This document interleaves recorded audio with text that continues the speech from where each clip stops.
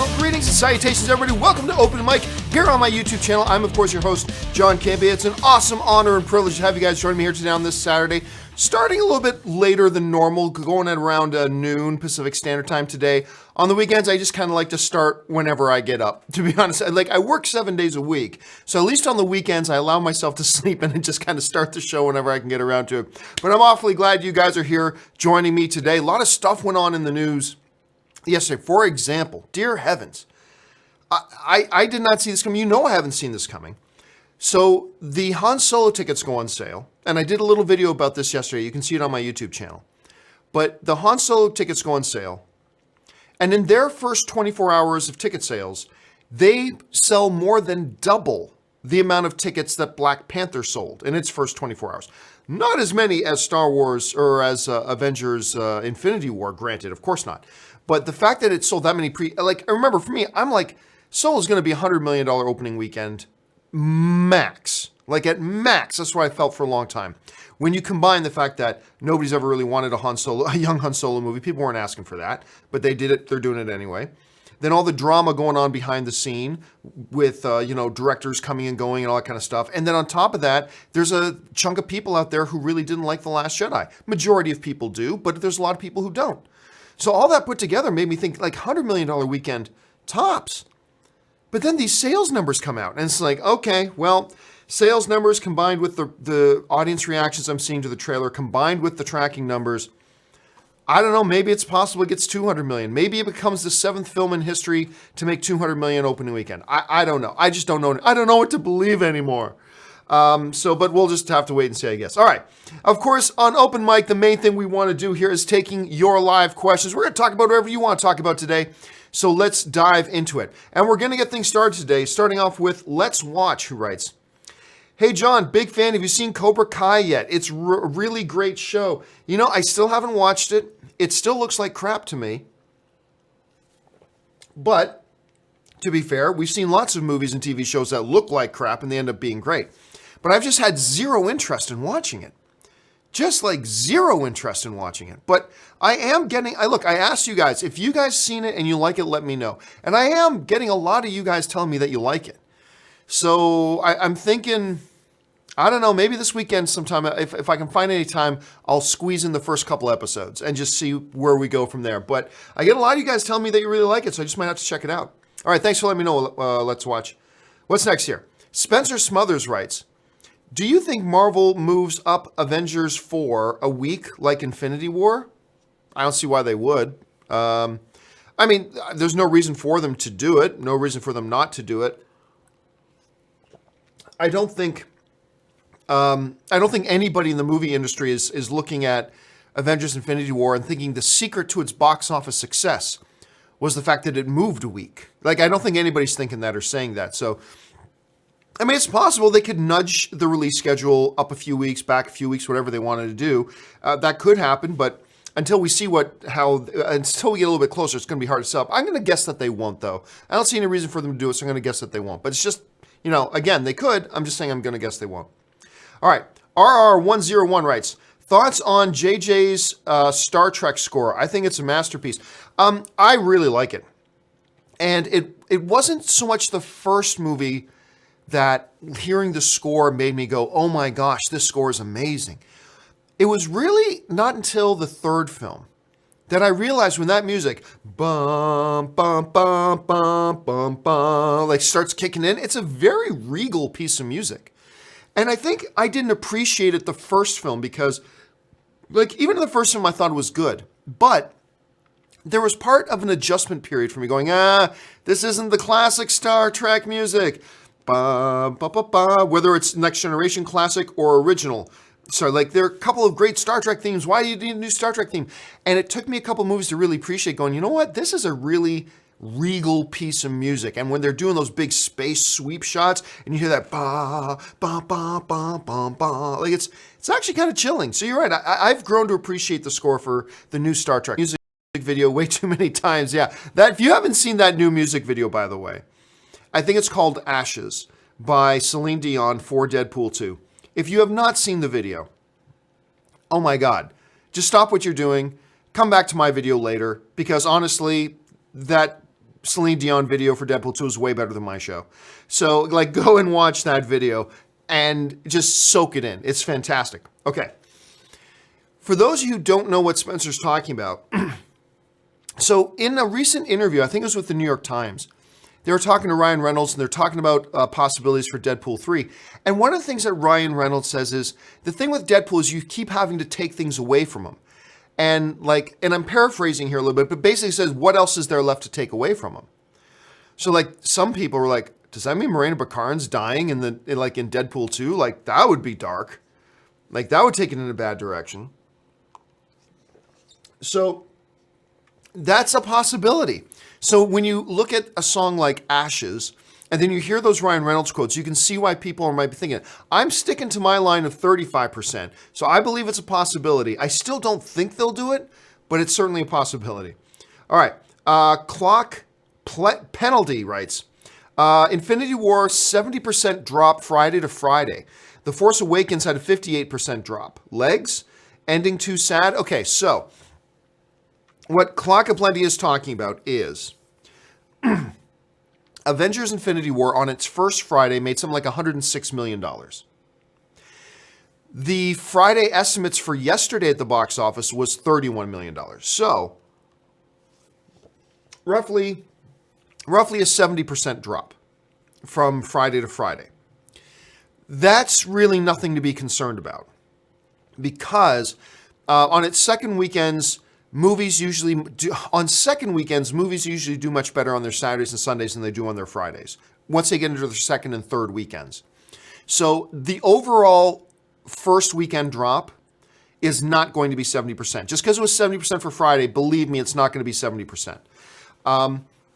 Plus, I mean, it's one of the things I always say, the bigger a movie opens, the more of a struggle it's going to have on its second weekend because so many people already went out to see it. But John, isn't everybody going out to see it a second time? 80% of the movie-going audience don't go back to movies a second time. Like those of us in our circles here, I will go back and watch a movie 7 times like I did for Justice League. If I like it, I'll go back again, and again. But the average moviegoer does not do that normally. So no, I don't think, everybody was saying, oh, everybody's going to go and see Infinity War for a second time this weekend. It's only going to take like a 20% drop. And I'm like, oh my gosh, guys, that's not how it works.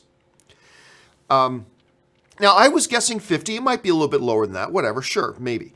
But again, the more and more people that go to see it on the first weekend, that leaves less people to come back and see it on the second weekend. So that's just a natural thing. Again, don't get freaked out by the 70% drop number just on the Friday.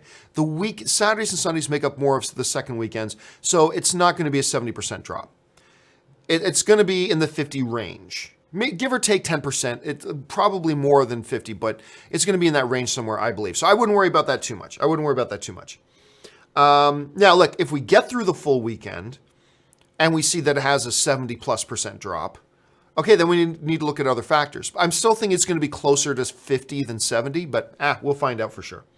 All right, Orange Hand writes, I think Lost Season 1 has to be in the conversation for best single season of television. What do you think? I liked the first season of Lost. Actually, I like it quite a bit. And I know for some people, when you get into the greatest television show of all time conversation, I hear Lost come up a bit. I'm not even sure season 1 was their best season. To be honest, I'm not convinced that Lost season 1 was their best season. And I thought it was great. I did, but it wouldn't be my top 5 probably of best single seasons of all time. I mean, my absolute favorite single season of television ever is still Heroes season 1. Heroes season 1 was unbelievable. It's really a shame none of the rest of the show could come anywhere close to how good season 1 was. But still, that first season of Heroes was so damn good. Like, so damn good. So that's usually where my thinking starts and stops. Sons of Anarchy season 2 is freaking ridiculous. Season 4 is crazy. Spartacus season 1. I don't know. There's a lot of good conversations. Look, I'm sure there are a lot of people who would argue for a season of Lost, but I think I've heard more people say that that's not even their favorite season. So who knows? But hey, you think it is? That's great. And it certainly is a wonderful season of television. All right, let's move on here. Clock Penalty writes, regarding Nakia as potential queen of Wakanda, reps the river tribe at the first waterfall scene. Will not challenge today. Also, no challenge actually expected, as Shuri says, king already chosen before. Yeah, the thing about that is, I think Nakia was basically standing there as the representative in a ceremonial way. They weren't actually going to challenge. So I don't know that Nakia actually being there suggests that Wakanda is open to having a ruling queen, or if they're not. I would need to, like I said, I need to speak to, I'd have to ask Kevin Feige or Ryan Coogler or something if I ever have a chance to, saying, okay, no, so what is the history? Because we only ever hear you referred to kings. And I think, now correct me if I'm wrong, this could settle the argument right here. In the second vision that T'Challa has with his father, and there's a whole bunch of the other old kings there, right? Were there any women? I don't remember.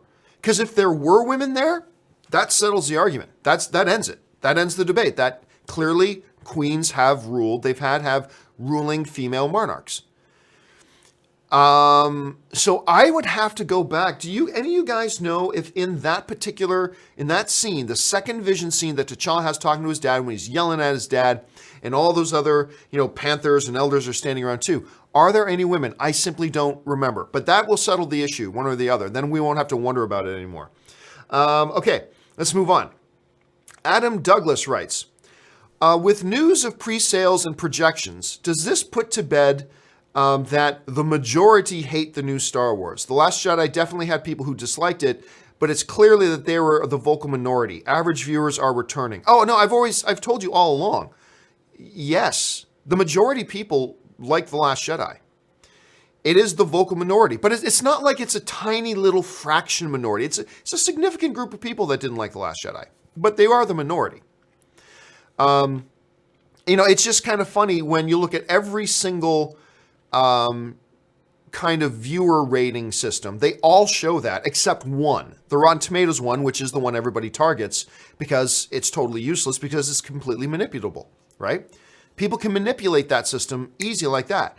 Like Cinema Score, very high, IMDb. But I mean, look, I always say never trust any audience rating scores because they're too fallible. You can have people voting, and we get people voting tons of times on movies they've never seen. And so that just right away makes it completely invalid. So, but it is funny though, that every single audience scoring system shows it very positive, especially the only legitimate one, which is Cinema Score. But there's only one that doesn't. And the people who don't like The Last Jedi will only talk about the one audience rating score that doesn't show that the majority of people like The Last Jedi. All the rest of them do, but they'll never mention that. But no, the majority of people like The Last Jedi. The minority of people didn't. But it's not like it's a 95-5 ratio, okay? There were a significant number of people who didn't like it.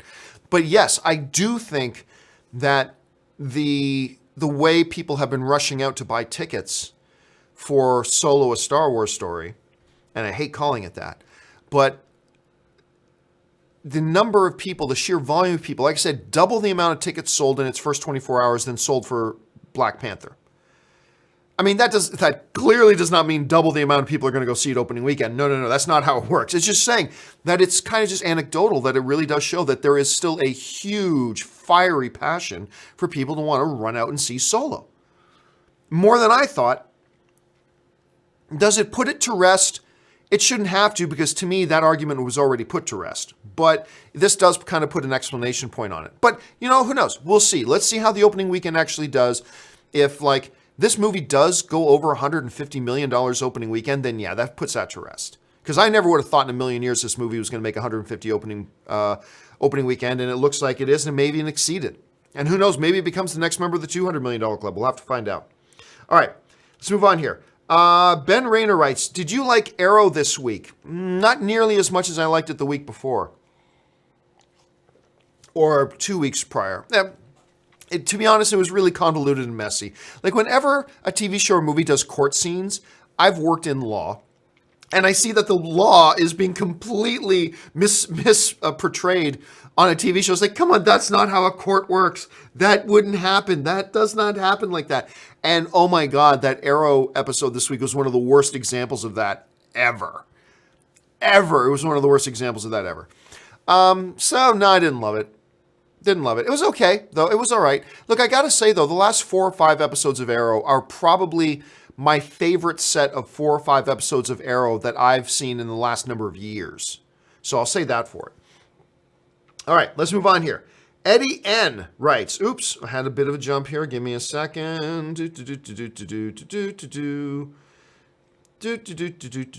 Eddie N go? There he goes. All right, Eddie N writes, hey, John, what does your usual weekly schedule look like? You must always be busy, and I've always been curious about what it's like to be a full-time YouTuber. So generally, a general day for me, I'm not going to go into this in detail because I don't want to spend more than a minute or two on any question, but generally speaking, get up around 5, quick workout with Ann, get back, start getting ready for the show around 6:30. Show goes live. The open mic goes live at 8:30 in the morning. Do that till about 9:30. Once that's wrapped, I have to do a little fine tuning on the video that's uploaded. Like I have to change some of the tagging, things like that once it's uploaded and all done. So that usually takes me till about 10. Then at 10, I start putting together the show notes for the 2 o'clock John Campea show. Mostly because now as you hear, I already did some of the work on that day's John Campea show the night before, but I have to get the show notes complete by around 11 o'clock in the morning. 11:30.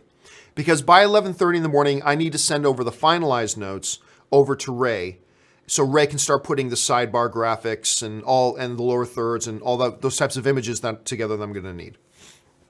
Then around 12, I'll stop and take a lunch for myself, depending on if there's any breaking news. If there's breaking news, or if I had a movie I watched the night before, or there's a special editorial I'm planning, at that point around 11, I record it. And then I just don't eat that day. So I record. Then once I record, I get that raw video uploaded to Jonathan, fact checker Jonathan, and he edits it together for me. Once I've sent that to him, I just start working on researching everything for the show. I've already got the show notes done now. I'm just planning and prepping all the things and points I want to make and blah, blah, blah, blah, blah, blah, blah, blah. So I start going into all that. Plus I start looking for late breaking news, because then on the John Campea show, when we go off the top, that's late breaking news. So get all that kind of stuff together and then hopefully try to have that all together. At about 1:15, I start putting my Wirecast presentation together. I bring in all the graphics that Ray put together for me. I get everything lined up, and then we start the show at 2 o'clock. That usually takes me to about 2:45. Then around 2:45, more tagging, more placing of the video, all that kind of stuff. That takes me till about 3:15. Then at 3:15, I'll take about a half-hour break. So I'll take a break around there. Check to see if there's any more late-breaking stories I got to do editorial videos for and all that kind of stuff. Then around 4:30, what I start to do is I start to go through viewer emails to use for the main topics in the John Campea show the next day. So that takes a while. That takes me about an hour, hour and a half to do that. So I go through all of those. And then once I go through all of those and I get those 3 questions together, I send those off to Ray so he can start getting those graphics together for the next day's show. Then I usually have to have dinner. Ann gets home, have dinner, and then head out to go, like about 3 nights a week, I then have to head out and go to a screening. And that's usually my day. So that's my day. That's usually how it goes. And then it all starts again the next morning at 5 o'clock. And then on the weekends, it's a little bit more flexible. I take a little bit more time. Like today, I slept in because we had a party here last night. I was up late. But yeah. And then on Saturday, Sunday, I do open mic shows. We're going to start doing movie club and revisit reviews, which I'm looking forward to. Today or tomorrow sometime, I got to record my God of War review because I'm just trying to have the time. But you know, Ann and I are also trying to get out of town to go visit family. Anyway, it's a little bit of a challenge every week trying to find stuff to get together, but it's still pretty awesome, and I love being able to do what I do. All right, thanks for the question, Eddie. All right, Jabin Carter writes, Avengers Trilogy, top 5 of all time. Maybe. It's possible. Because, well, let me think about this. I mean, so obviously ahead of it would be Star Wars. Ahead of it would be The Lord of the Rings. Ahead of it would be Godfather. Ahead of it would be, to me, still Toy Story. The Toy Story trilogy to me is still ahead of it. Could it then slip into that 5th spot? Maybe. There's an argument for it to be in the 5th spot. Yeah, I'd have to think about it more, but maybe. Yeah, maybe it does get into the top 5. Maybe it does slide comfortably into that spot. What do you guys think? Do you think, now that you've seen 3 Avengers films, does Avengers belong in the top 3 trilogies? Let me know what you think. All right, Let's Watch writes, Infinity War writers say Avengers 4 won't fix anything. I really don't know what to believe from them anymore, to be honest with you. I really don't. Yeah, whatever they said, it's either being misinterpreted or I believe they're lying. I really do at this point. I really do. John Hine writes, thoughts on the Problem Child movies? Which ones were those again? That's not the one with... let me just double check. I do not think I'm thinking of the right one. It's not the one with... Oh, it's not the one I was thinking of. Oh, no, that was the one with John Ritter. Oh, my God, those are terrible. Those are awful. Those were really, really bad. I was saying, it's like, why did I think it was the one with Macaulay Culkin? But I knew it wasn't that. So I looked it up. Oh, no, I hated those movies. I did not like those movies at all. ZOMG Ruler writes, in your opinion, can you explain why Batman vs. Superman is better than Batman vs. I'm not going to spend 20 minutes on that right now, ZOMG Ruler. That's far too broad of a question to just throw in there quickly like that. Anthony R. writes, Feige has said he would love to have more solo Hulk movies. So where are they? Are there problems with the rights with Universal? Well, yes. I've actually put together a video a while ago, an editorial video on exactly why you can't see it happen. The basic underlying problem is this. When it comes to movie rights, there are 2 sets of rights. There's production rights. That means you have the right to make this movie. But then there's distribution rights, and that's who has the right to now distribute that movie. Marvel has the production rights to Hulk films. They can make movies with the Hulk and make a standalone Hulk movie if they want. The problem is Universal has the distribution rights to any Hulk film. So if Marvel wants to make a standalone Hulk film, they have to allow Universal to be the distributor.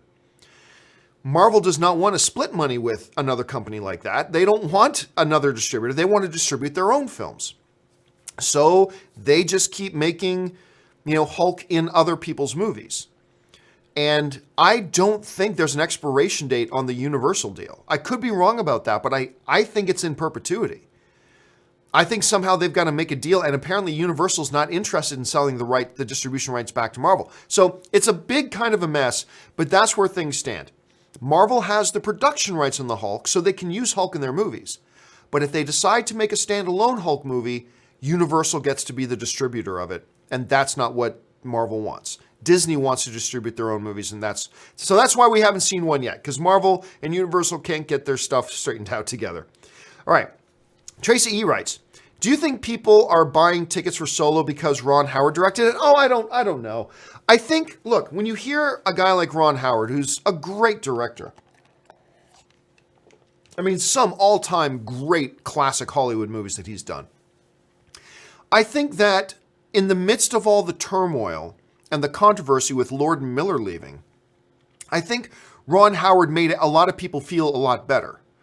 Because it's like, okay, I mean, Ron Howard is not the name you put in there that's going to shock the world. But if you want a solid, steady director who has done some marvelous films and you know you're not going to get chaos out of him, you put somebody like a Ron Howard in there, I think it made everybody feel a lot better. Right? Like in the midst of all the Lord Miller and the visions were different and they fired the directors and blah, blah, in the midst of all that chaos, having a name like Ron Howard, I think it made everybody stop panicking. As they go, okay, all right, Ron Howard, all right. The guy who, did Cocoon. The guy who did, oh God. You go, we go. Name the movie. Okay, anyway. So I think that made people a lot better. But, Ron Howard, there are very, very, very, very, very few directors that people run out just because they recognize the name of the director and they want to see a movie directed by him. That's not the average movie-going audience. So I don't know that he encouraged people to run out and buy more tickets, but I do think it kind of steadied the ship when everybody was starting to panic a little bit about what could happen with the Solo movie. Let's see here. Next one comes to us from Anthony R., who writes, in a surprise twist, my girlfriend, who isn't crazy about Star Wars, is treating me opening night to Solo at a Dolby Cinema. My third time at Dolby. That's a keeper. That's what we refer to, Anthony, as a keeper. So yeah, Ann and I are going to go see it this Thursday night, but then we've already bought our tickets for opening night as well at an AMC Dolby Prime theater as well. So yeah, you make sure you treat that girl to something nice. Coolio Woolio writes, if Solo's great, you'll see it beat The Last Jedi worldwide. I don't know about that. I don't know. I thought Rogue One was great. And, you know, it just got over the $1 billion mark. I don't know, man. It's still... If Solo comes out and makes over $1 billion, I mean, that would be crazy. It would be the first time in history that a film franchise puts out 4 films in a row that all cross the $1 billion mark. It's never happened before. Actually, you know what? Give me 1 second. I might have just thought of an exception, depending on how you decide to look at it. Because what did Lord of the Rings do? So the first Lord of the Rings, or Lord of the Rings Return of the King, made $1.1 billion. Still the greatest achievement in cinematic history. Lord of the Rings, The Two Towers, did not make $1 billion. It made $920 million. The first Lord of the Rings made $871 million. Okay, so yeah, I guess Star Wars: The Force Awakens, Star Wars would become the first franchise ever to have 4 films in a row all cross $1 billion. I'm pretty sure. In a row. I mean, it's something that has never happened. I don't know if it will ever happen again. So, again, I still can't see Solo crossing $1 billion. I still can't see it. But who knows? We'll find out. Let's see. Dakota Barber writes, took my parents to Infinity War last night, and they really liked it. Seeing their reaction to events in the film was just as good as the movie itself. You know what's funny, Dakota? I put up a tweet a couple weeks ago where basically, or about a week ago, I just said in my tweet, I don't know what I like more. Watching an audience's reaction to Infinity War or Infinity War itself. I don't know which I like more because it is so great watching everybody's reaction to the movie. Without giving any spoilers away, there's so many moments in that movie where people are like, oh, and screeching and hooping and hollering, and it's just great to see. It's one of the great elements of the movie-going experience that you just can never replicate at home. So yeah, so I'm really glad you had that chance to have that opportunity with your parents. All right, next up, Devontae Brown writes, looks like some people were proven wrong. Agents of S.H.I.E.L.D. revealed it was really connected to Infinity War the whole season last night. Well, I mean, we all know that, even I've said that. Like, as much as I think it's a bad idea, Agents of S.H.I.E.L.D. is connected to the MCU. I feel like this season and maybe last, they've been trying to really loosen up on the every 5 seconds drop the name of an Avenger. Blah, blah, blah, Tony Stark, blah, blah, blah, Banner, blah, blah, blah, Thor, blah, blah, blah, Asgard. Like, it used to be like obnoxiously, please everybody watch us. Look, we're in the MCU. Please pay attention to us. Like, it was sickening. But it does seem like the last couple of years, they've really backed off on that. And now it's the occasional kind of thing that popped in there, just to remind everybody we are indeed in the MCU. And so I heard that like last night there was a Thanos reference. So clear they're lining up the timeline and all that kind of stuff. So that's there. I mean, far more than the Netflix shows or like Runaways or anything else. Agents of S.H.I.E.L.D. has really been the parasite, if you will, feeding off the popularity of the MCU, saying, look, we're in the MCU too. Woo! I prefer it when they don't, but at least I will say in the show's defense, the last couple seasons, they've really backed off on that. And that's been refreshing. Let's see. Jedi Knight and friend to Captain Solo writes, as a lifelong Star Wars fan who walked out of The Last Jedi depressed, I think the majority of people who dislike The Last Jedi, like me, are dying to see Solo because it looks fun. I mean, there's something to that as well, right? The psychology of this might be as thus, that obviously people who like The Last Jedi looking forward to Solo. Great. But maybe the people who did not like The Last Jedi has, like, if I'm reading what you're saying, Jedi Knight, properly, is that, maybe a lot of people who didn't like The Last Jedi, it's just made them even hungrier for the next positive experience with Star Wars, right? So that could be part of what's fueling it. As opposed to, the people who didn't like Last Jedi, now we're turned off Star Wars. Maybe a lot of those people who didn't like Last Jedi are now going, God, this just made me even more thirsty for really good Star Wars. Maybe that's what we're seeing. Maybe that's part of the phenomena here. So I think you raise I'm sure it's not true for everybody. Maybe even not the majority. Maybe yes, maybe no. But I think you're onto something there, Jen, and I do think that probably has something to do with it. All right. Coolio Woolio writes, do you actually read all emails you get? Yep. Except I glance through every single, that's part of my day. Like at least an hour and a half every day is just going through all the emails that get sent in to me. And what I will admit is that I don't read every word of every email. So for instance, if I'm going through and I'm trying to pick out email questions, right? Once I already have like an Infinity War question picked, and I go to the next question, as soon as I say, hey, John, in Avengers Infinity War, then I'll just go on to the next one because I know I'm not going to pick another Avengers Infinity War question. So if I've already got one picked, okay, I'm looking for a different type of question now, blah, blah. So sometimes you just skim. Sometimes I get to an email because, I say every day, guys, keep those emails to 90 words or less. Sometimes I open an email and it's like this long and it's not a personal letter to me. I'm somebody submitting something for the show, and I just immediately go, well, I can't even bother reading this because I'm never going to be able to use this on the show because it's too long, so I just skip by that. So I do open every single email that gets sent to me. I do read most of them, but there are some that I just skim the first line or two, and if I realize, okay, this will work for the show, this won't work for the show, then I'll move on to the next. Because like I said, I get hundreds of these things a day. And that's not counting, I also try to read all the comments on all the videos. I sit there, I skim, and I read through all the comments. I read all the tweets that people send to me. I cannot respond to like more than 1% of them, but I do read. When people send me stuff, I read it. If they send it to me on Twitter, on Facebook, in the email, on the comment section, I read it. And a lot of times, like I'll read comments, it goes, Campea doesn't read these. And I'm like, well, thanks for your assumption. And I'll just leave it at that. But because I don't have time to respond to everything, that would be literally a 14-hour-a-day job. But yeah, I do. I read everything that gets sent to me. I do. I feel like if you're going to take the time to write something to me, I'm at least going to open it and glance at it. Like at the very minimum, I owe people that. If you take time out of your day to send me something, I'm going to take a look at it. So there you go. Let's see. Boramint writes, do you have a favorite Marvel animation show? No, honestly, most DC and most Marvel animated stuff I don't like. There are a few exceptions, but for the most part, I don't find them any good, to be honest with you. Thunder Knight 19 writes, what would be your favorite TV show finale? That's easy. The best TV show finale ever? No question.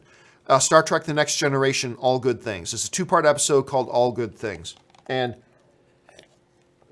it was the perfect ending to that TV series. Perfect ending to it. I mean, they crush it. And most of my favorite shows, like if I list my top 50 favorite shows, most of them have bad season finales. Like for whatever reason, even the best TV shows have a very difficult time nailing the finale. Like one of the worst finales I've ever seen is to one of the greatest television shows ever, Seinfeld, right? Seinfeld is one of the greatest, maybe arguably the greatest comedy in television history. And yet it sucked. Its season finale or its series finale sucked. And I have said that about so many. I remember I used to watch Cheers a lot when I was younger. And when the Cheers finale ended, terrible ending to Cheers. I didn't like the Frasier series finale. I wasn't super thrilled with my all-time favorite show, Battlestar Galactica. I wasn't thrilled with the series finale. Dexter, I love Dexter, was not thrilled with the series finale. I mean, it seems really hard for even the best TV shows to nail the landing. But yeah, my favorite is Star Trek, Next Generation, All Good Things. To me, that is as perfect as a series finale can be. It was just amazing. All right, let's keep things going here. RR101 writes, Again, big fan of you since Man of Steel review. Thank you so much. Do you think there will be a superhero TV show fatigue since I feel the storylines are getting weaker and weaker every year, like The Flash, etc.? I don't know. There is a lot of superhero television. I mean, we're talking Gotham. Forget about all the new stuff that's coming out. Just existing. Like, we got Gotham, got Legion, you got Arrow, Flash, Legends of Tomorrow, Black Lightning, which is great. You got Agents of S.H.I.E.L.D. We've got The Runaways. We've got, I'm sure I'm forgetting a couple. Yeah, you got Supergirl. You got, so there is a lot of superhero television. There's no doubt. But I'm not sure that I subscribe to this notion that the stories are getting weaker. It depends. Like, every show will have good seasons and bad seasons.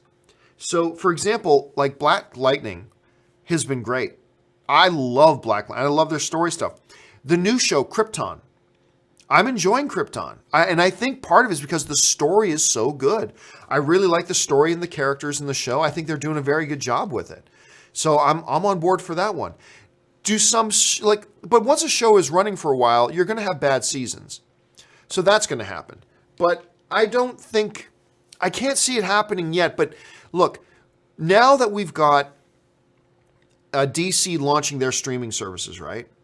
So we got DC launching their services, and we're getting a Harley Quinn show, and apparently a Swamp Thing show, and we're getting a Titans show, and then I'm sure Disney's going to offer some more stuff when their Disney streaming service starts going too. I'm sure we're going to get some Marvel stuff on there as well.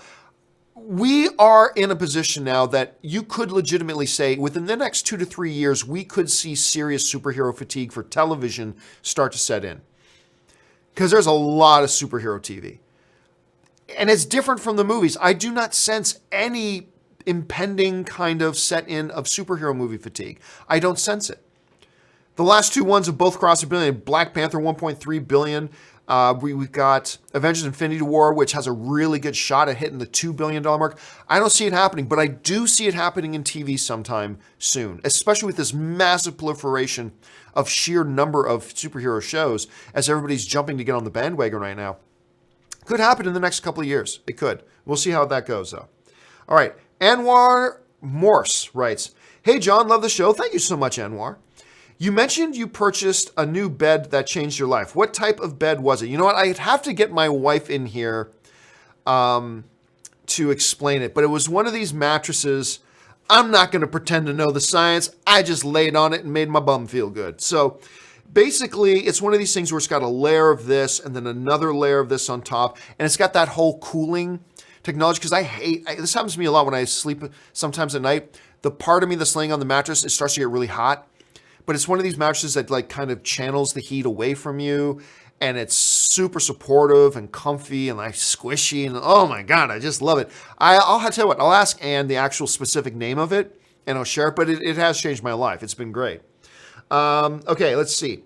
Carlos Camejo writes, "Hasbro Canada is in Mississauga, by the way, John." John, come up. Yeah, maybe I can talk Anne into taking a job.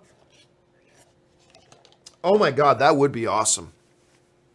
But I don't know if their offices are there or if like they have manufacturing there. Because Anne, there's no point, Anne wouldn't work in a manufacturing place. But if, I don't know, maybe I'll check. Maybe I'll say, hey, Anne, do they have like a corporate office there that you could work out of Mississauga? Maybe then that gives me a way to go home. Okay. Let's see, where are we here? Okay, here we go. Next one. Hector Jetta writes, I'm worried. Got solo tickets for Thursday for Prime. Awesome. Previous Star Wars film were canceled due to a company who bought out the Prime screen, and AMC emailed everyone days before the day saying you've moved to a regular screen. Oh my goodness. They should not be allowed to do that. That's horrible. They should not be allowed to do that. They sell you a ticket. I mean, it's their theater. They reserve the right to do it as long as they reimbursed you for whatever the ticket price difference is between a regular screening and a Prime. But, oh my God, they should not do that again. If they did that again, I would start a campaign to really lobby their corporate offices, say, hey, like, we're your customers. We should, if we buy a ticket to your thing, I came to your theater and I bought my ticket in your theater because I trusted I was going to go watch it in this prime experience. And then by the time you let me know that, oh, we got to move you into a regular theater, it's too late for me to get into another prime theater somewhere else for that day because all the tickets are going to be sold out. Like, they should not be allowed to do that to you. They shouldn't. So keep an eye on that, and if they do it again, there needs to be some repercussions. There needs to be some repercussions if they did something like that again. All right, let's move on to the next question here. DC Patience writes, tried to watch Infinity War yesterday, but Cinema app didn't work and missed the show time. Very disappointing. Still seems better than MoviePass. I've had one or two instances where my MoviePass didn't work. I have never had it, and that's that. I mean, look, little tiny glitches happen with the amount of times I've tried to use my MoviePass. It's an insignificant number, but it has happened a couple of times. I have never had a situation where the Cinema didn't work. So I would get on the phone with their customer support, because imagine that you can actually get a hold of customer support with Cinema. I would get a hold of their customer support and just explain, what happened and see if they can offer you an explanation to it, because I have never had a Cinema Experience card not work for me. So double check that, because if you relied on it and you went to the theater relying on this card that you bought and it doesn't work, you shouldn't just let that slide. You should get a hold of somebody. You should get somebody on the phone and get an explanation as to why that happened and say, hey, is this going to happen again? Because that's not right. That's not right. You went to the theater relying on a service you bought and it didn't come through. And that's not right. And now, look, bad things happen. It happens with MoviePass. It happens with the bus. It happens with airlines. It happens with, at McDonald's. Sometimes something goes wrong. We understand that. But you should at least be able to get an explanation as to why something went wrong and what kind of assurances they can give you that it won't happen again, because that shouldn't happen. Anthony R. writes, you mentioned you might be in the market for a new TV soon.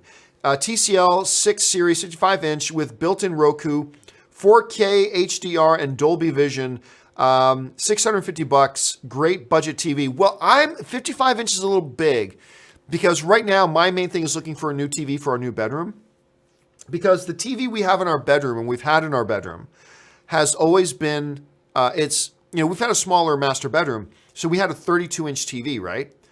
The new bedroom we have is significantly bigger, and we're much further away from the TV, and I'm finding that 32 inches is a little bit small. But I don't think I need something as big as 55. I was actually looking on Amazon, and they were having like 40-inch TVs.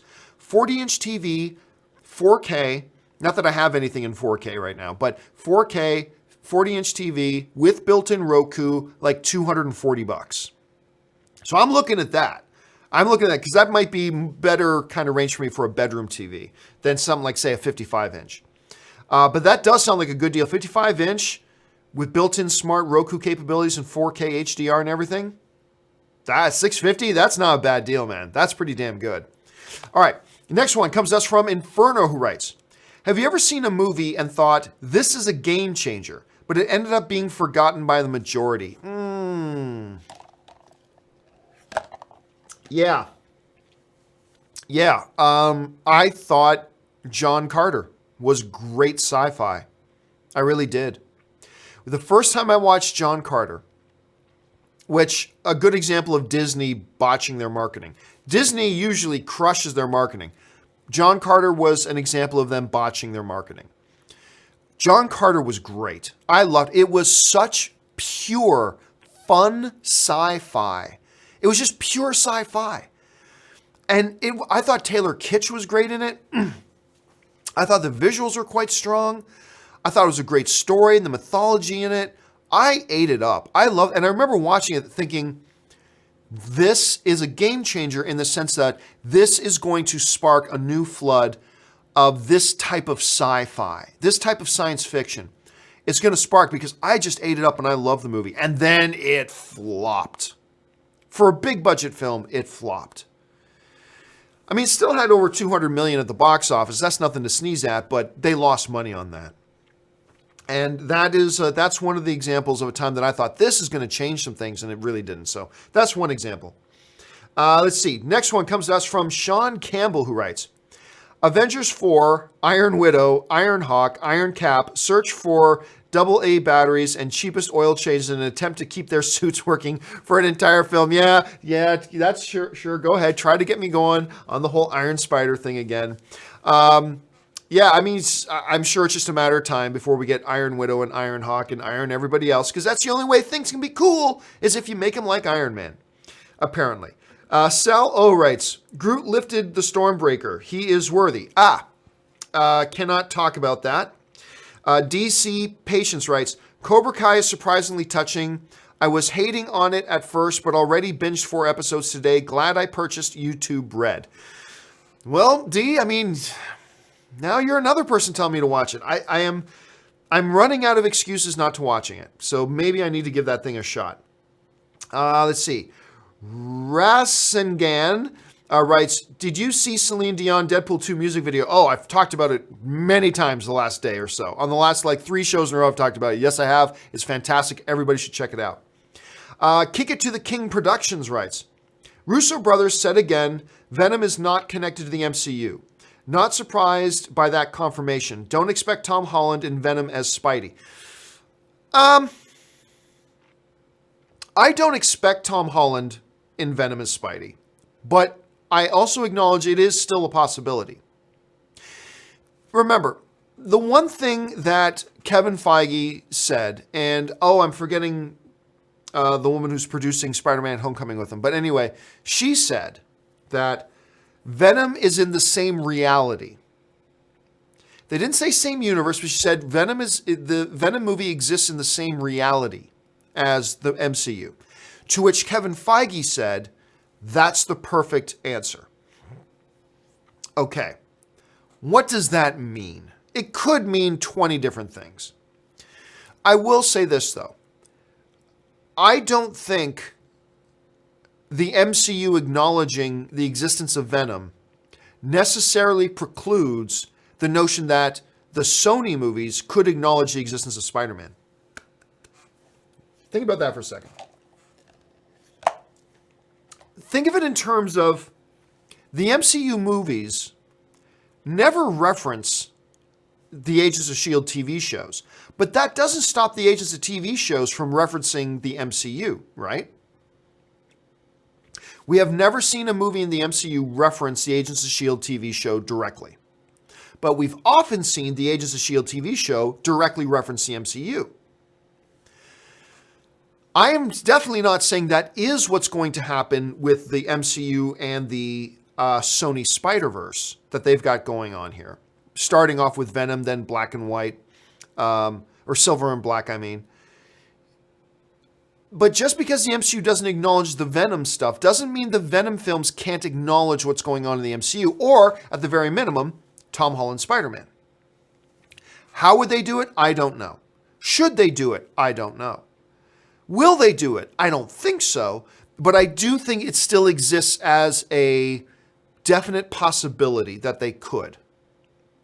So yes, the Russos may say this now, but Kevin Feige also said that the perfect way to describe it is that they exist in the same reality. Is one of them lying?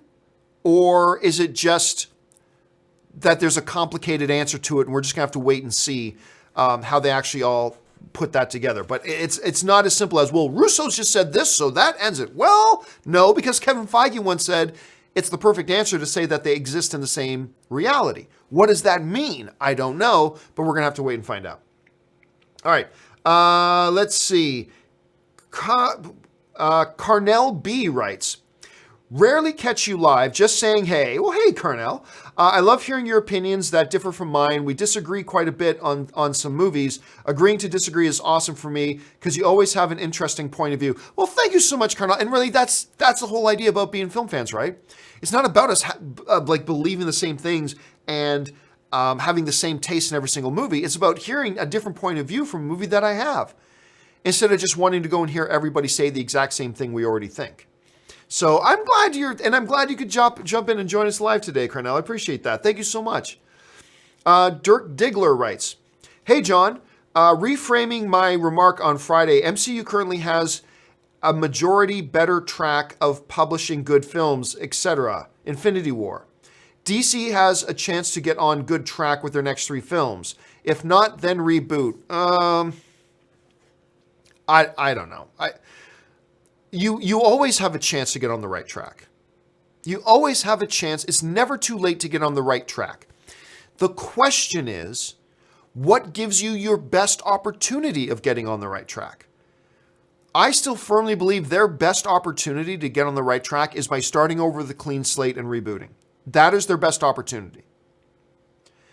You know, it's like you have 5 seconds left in the game. You can still win the game if you hit the next shot. The question is, which shot gives you your highest chance of success? Shooting it up from mid-court and just lobbing a huge mid-court? It could work. It could. But do you have a better chance of it working if you get close to the free throw line and take your shot? Well, clearly you have a better chance of success if you get close to the free throw line and take your shot. That's the higher percentage chance for success.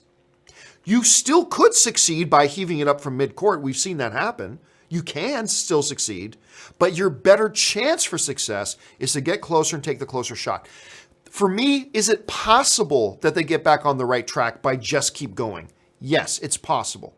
But I believe you have the higher percentage chance of success if you start fresh, clean slate, and reboot the universe.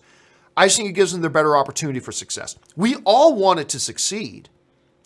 We just seem to have different points of view as to what's their best approach to success. My fear is by just continuing on, they could just dig themselves deeper and deeper and deeper. There's never a better time to reboot than now. I mean, not reboot right now. You have to get Aquaman done. You have to get Shazam done. You've got to figure out what you're doing with Wonder Woman for sure, but start laying the groundwork for rebooting. That's what I think they should do, but different people have different opinions on that.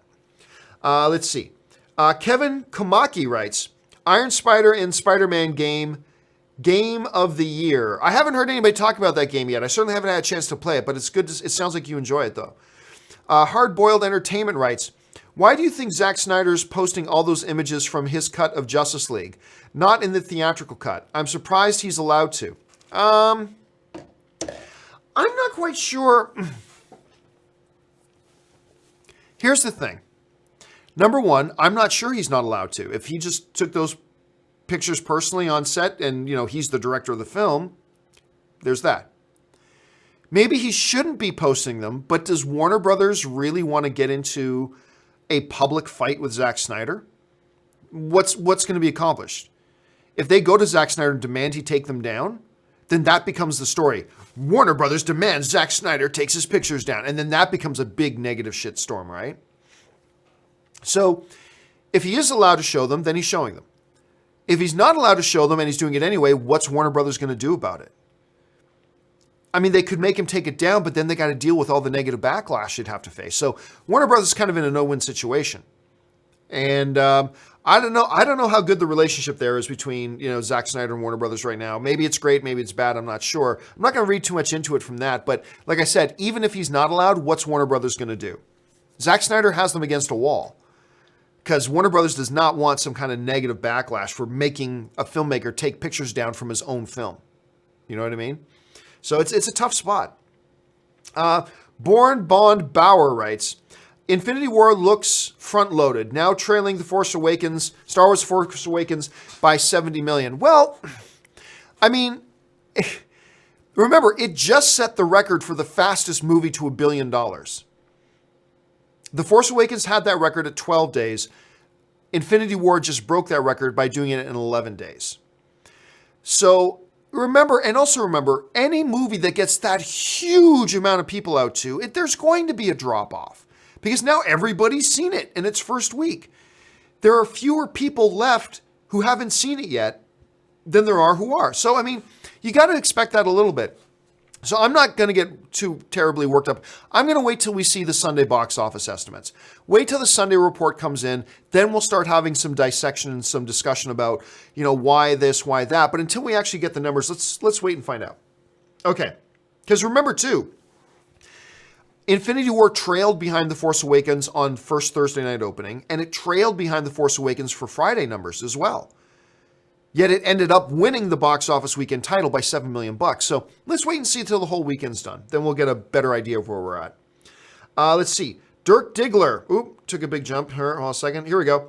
Dirk Diggler writes, as a fan of the comic book genre, Marvel wants DC to succeed for the genre to survive. I mean, there's something here that so many people just, I don't know why there are some people who fail to wrap their heads around this. Look, we have heard both Henry Cavill, who plays Superman in the DCEU, and we have heard Kevin Feige, president of Marvel Studios, both say the exact same thing. Our whole genre works better when all the genre is working. And there are some people who try to say, no, John, that's not true. I said, then you're calling Kevin Feige an idiot. And you're calling Henry Cavill an idiot. They both get it. Kevin Feige and Henry Cavill both get it. The healthier the entire genre is as a whole, the better it is for everybody. Now, I've always made the argument that, look, you're damn right, Kevin Feige. Kevin Feige's not lying when he says he cheers for the DC films to be really good because that just makes it better for all films in the genre. And I say when one film is doing really healthy and does well and does great and people had a good time, that means good things for the next movies to come after, right? Because it'll make a difference. So then what some people, I don't know why this is so hard for some people to get. So some people see Black Panther come out at 1.3 billion, which is great. And people go, see, John, that proves that it didn't need, Justice League to be well received. That proves it. Or the fact that Thor Ragnarok did so well. That proves that Marvel doesn't need the DC Universe to be doing well. And I said, you're missing the point. Yes, it makes 1.3, but had a certain number of DC films not turned some people off the comic book genre, that 1.3 probably could have been 1.4, 1.45, 1.5. A difference of like $150, $200 million difference. Yes, it still did great. But what Kevin Feige understands and what Henry Cavill understands is that if all the genre's doing well, there aren't films in the genre turning people off the genre, then that's going to make even better. Black Panther doing well doesn't mean that Kevin Feige's wrong. Black Panther, it's understanding Kevin Feige's right because Black Panther, if you had a much healthier genre overall, if the DCEU films were doing just as well with the fans, with critics, all that kind of stuff, then what was 1.3 could have been up to 1.5. It could have done better. So there are some people who think that, so Johnny, if you're saying that if a DC movie comes out isn't good, that the next Marvel movie that comes out is going to fail. I've never said that. What I'm saying is that it makes a difference. The healthier, and Kevin Feige's not wrong, the healthier the whole genre is, the better it is for everybody. So you can bet your ass that Hamada right now is sitting in the offices over there at Warner Brothers, thrilled that people are going to the movies, seeing a comic book movie, and being thrilled. That bodes well for his films. It doesn't guarantee his films are going to succeed, but it probably means they're going to do a little bit better than they would have otherwise. So, anyway, that's just kind of my whole thought on that. Let's see. Mason Kackman writes, I think 8 Mile is underrated in my opinion. Great performance by Eminem, an Oscar-winning film. It's not an Oscar-winning film. I mean, here's the thing. It won the stupidest award there is at the Oscars, which is, I don't even think Best Song should be an Academy Award, to be honest with you. So hold on a second. Where are the awards? Now, did it get nominated for anything else? I'm not sure that it did. No, it won for Best Original Song, which whoop-de-doo. That's a movie winning a Best Original Song award, I would not qualify as a Academy Award winning film because that had nothing to do with the quality of the movie. It just said this song was good. Whatever. But, I mean, yes, technically Suicide Squad is an Academy Award winning film. What was it? Costume design it won for? But sure, it's an Academy Award winning film, but it won for costume design or makeup. I can't remember which one it was. I think 8 Mile is overrated. I honestly think it's an overrated film. I don't think it's garbage. I don't think it's a terrible film. And Eminem did a nice job playing Eminem, I guess. But yeah, I'm going to disagree with you, but that's the great thing about the movies, man, is I have films that I think are probably great that you probably think are lousy. You think 8 Mile is underrated. I think 8 Mile is overrated. And that's great. That's the great thing about the dichotomy or the differences of being a film fan, that we can have these differences of opinion. All right, next one. Jared McBride writes, hello, John. Could we see Black Lightning cross over with Flash and Arrow someday? Well, I didn't think so for a while because they were always very vague. The showrunners were always very vague. If this actually happens in the same universe as, the Arrowverse. And they kept it very vague. But then in one of the final episodes, they do actually directly reference one of the characters who is referenced in Flash or Legends of Tomorrow. I'm trying to remember the name of the character. It's one of the characters who has the totems. Anyway, there's a direct reference to a character that's in the Arrowverse. And that was the first time they did that. So I think there's actually a pretty good chance. There is probably a pretty good chance we'll see some crossover. I didn't think that before, but then once they did that direct name reference, that I think vastly increased the possibilities that we would see it happen. So we'll keep our eyes on that, but I think the chances are pretty good. All right. Ben Lewenowitz writes, Star Trek 2009 versus Avengers. Better witty banter. Well, the witty banter in the 09 Star Trek was very good, especially the Bones stuff. They nailed the Bones lines. But the witty banter that Joss Whedon infused into Avengers, that's on a different level. So I'm going to say, for myself personally, I'll go easily. The Avengers had better witty banter.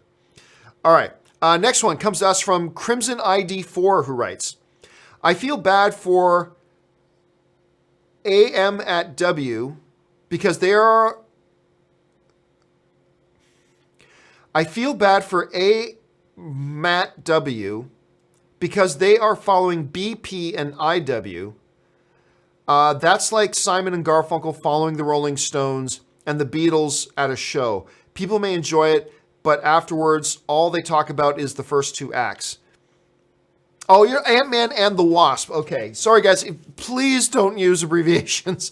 I feel bad for Ant-Man and the Wasp because they are following up BP. Okay, don't feel too bad for them though, because seriously, Ant-Man and the Wasp is going to do better than it would have were it separated from Infinity War and Black Panther too much.